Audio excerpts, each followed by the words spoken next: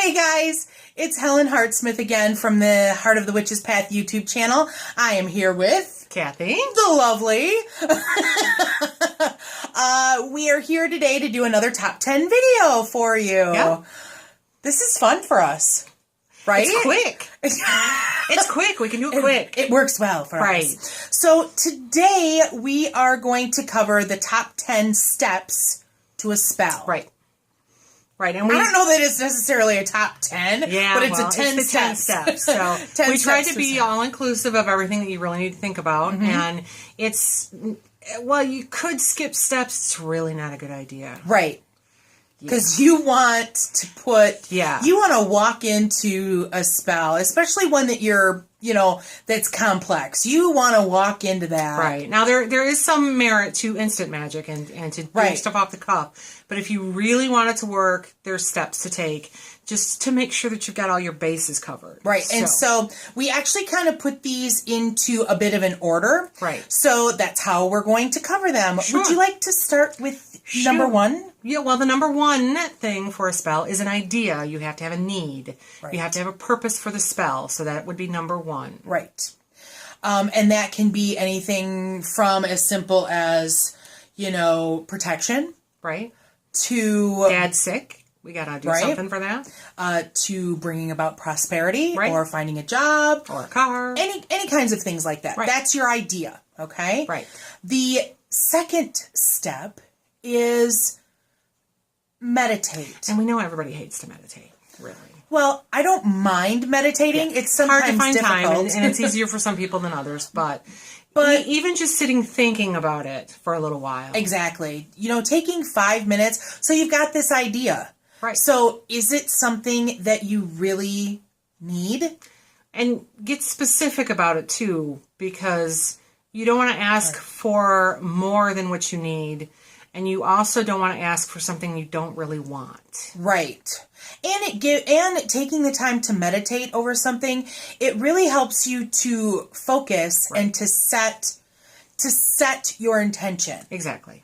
What is it exactly that you want to do? Right. Okay. You want to look for a job. Well, do you want to look for a job in the field that you're working in, or are the town that you're working in? Right. Or are you open to a new field, to a new place, to a new town? Exactly. And what exactly are you willing to do? Right. That's what that meditation point is for, is to give you a moment to let your mind come to a rest and think about and set some parameters for yourself.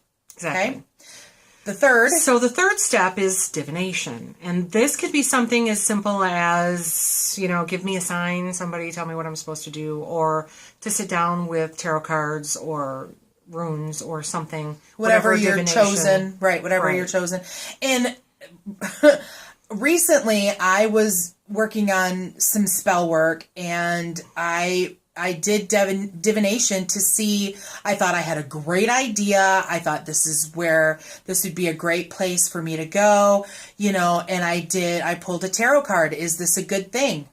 Oh, no, it said no.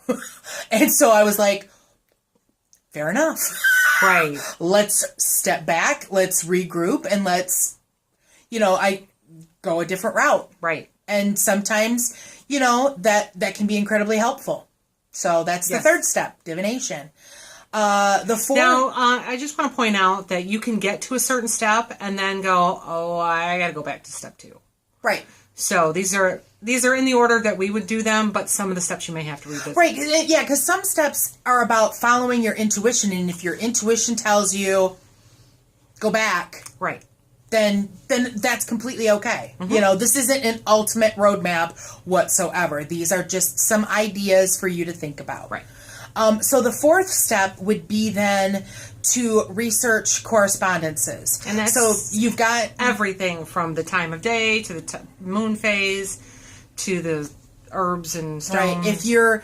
If you follow lunar mansions as far as doing spell work, you'll want to look at that. If you're really into astrology and looking at the houses and things of that nature, do your homework on what a correspondence is. And again, this is, when it comes to spell work, that is something more than instant magic.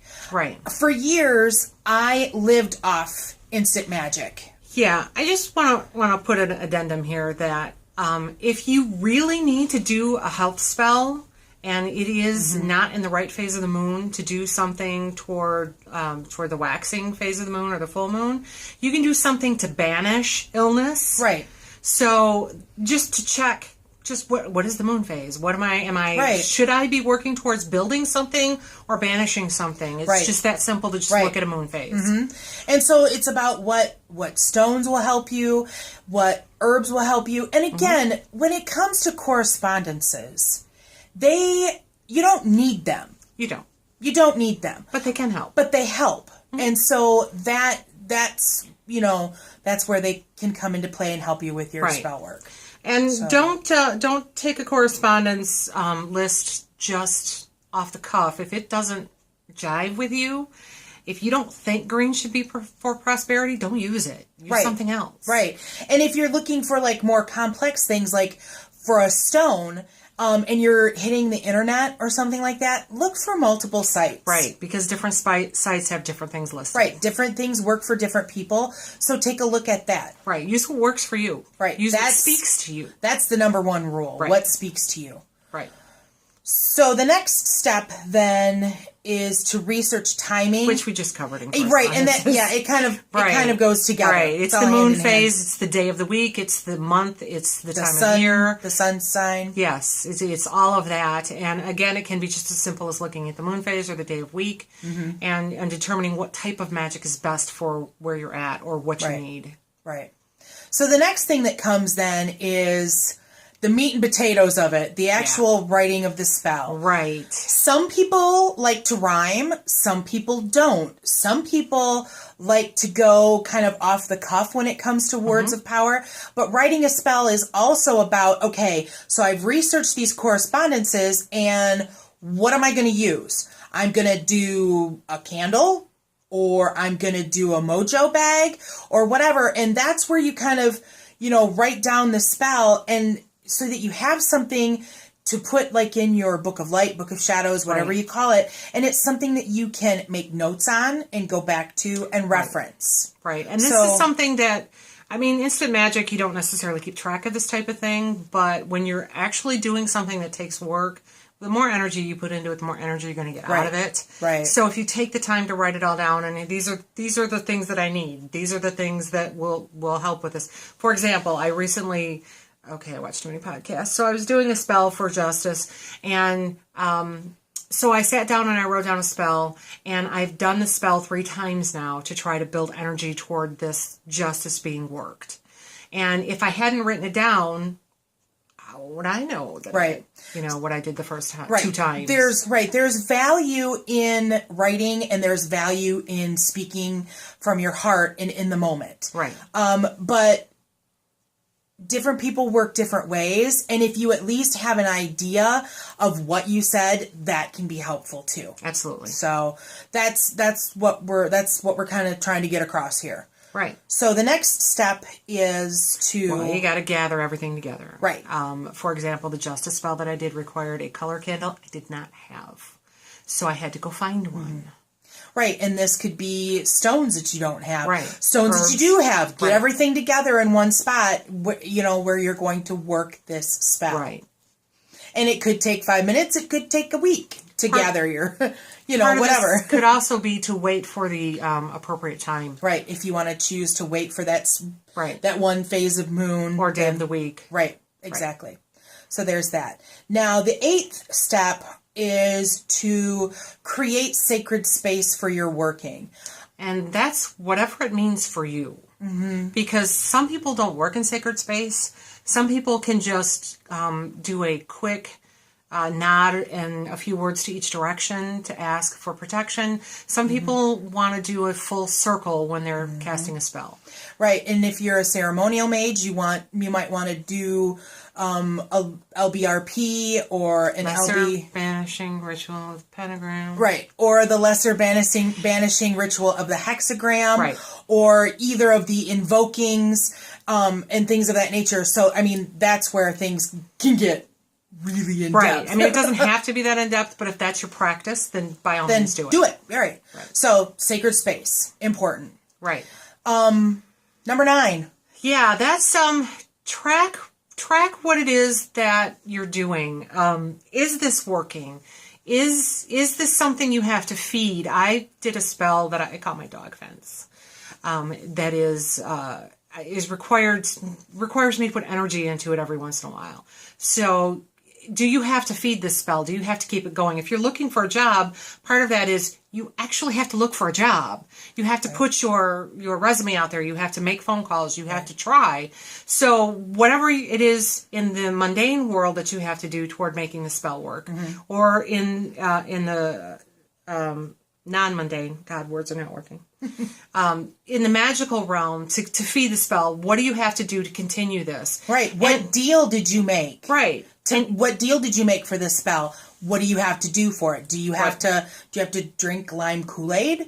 Or do you have to juice? do you have to go clean up a part of the forest or a park nearby? What do you have to do for the aftercare of this spell? Right. Okay. And that can also include disposing of, because some spells require you to get rid of the ashes in running water, or to get rid of whatever it is you're doing. A mojo bag sometimes has to be dropped in a crossroads. So this is part of the spell, even though you're doing it maybe an hour or 2 hours or 2 days later.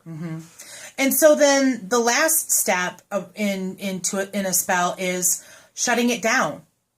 Right. You know, and I'm this one 10 and 9 can be back and forth, because when you're done casting a circle or doing the initial spell, if it's a spell that doesn't require energy work afterwards, you can shut it down. You're done. Look, we're done. Let's sweep up all the ashes and, whatever. Right. But some of it might require an actual finality. Like if you're, for instance, with your dog fence that protects your property, if you were to sell your home, then you would want to shut it down. Right. You would. Right. She might not necessarily be able to go find all the little things that she's got buried in her yard. I made bind runes about this big out of clay, and I buried them around the complete perimeter. Right. So she almost might 2 acres, so I'd never find them all. Right. So she might not go bury them, but she would at least shut that grid down, so that it's not continuing to energetically take from her. Right. Or, maybe the people who buy our house don't want to be protected. Right. You never know. So, there you have it. There are 10 steps. I want to add to the shut it down. If it's not working the way that you want it to work, figure out how to shut it down. Right. Yeah, because you don't want to let something like that just go on. No. So that's another part. If it's not working correctly, you got to get rid of it. You got to shut it down. Right. All right. So, there we have it then. 10 steps to a spell. And again, these are our opinions. And if you think we've missed something, we always invite you to make a comment. If there's something to add or something you want to comment about, just please let us know. We want to hear about it. We do. Thanks for walking the path a little while with us. And until next time, blessed be.